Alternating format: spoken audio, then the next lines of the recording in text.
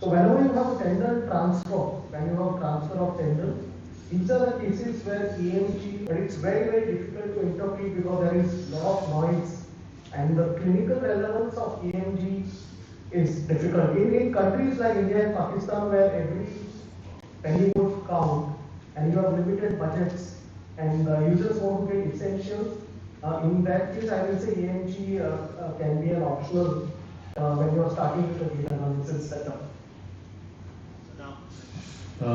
Thank you so much, sir. It's Dr. Saddam here. The lecture and the talk of yours was the previous one. It is clearing the concepts. So my question is about the spine deformities, especially scoliosis, related with or combined with the deformities of the lower limbs. So we focus in gait analysis the lower limbs. What about any pathology which is related to the spine along with the lower limb deformities? How should we analyze them? Stability for all children with cerebral palsy now, because the care for cerebral palsy has improved. You know, there's not a lot of children who are not walking with CP now with attention. They need to be looked up.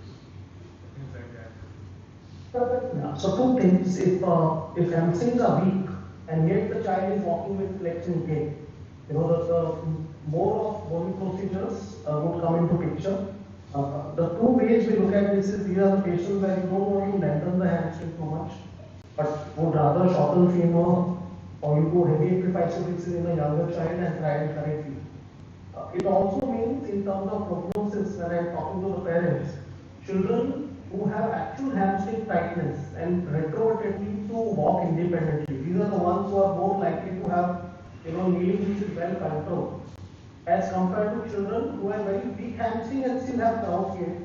They are ones who are more likely to require a supporting device like a walker or a personal support for a very long time. So the key to indicate psoas or rectus remedy.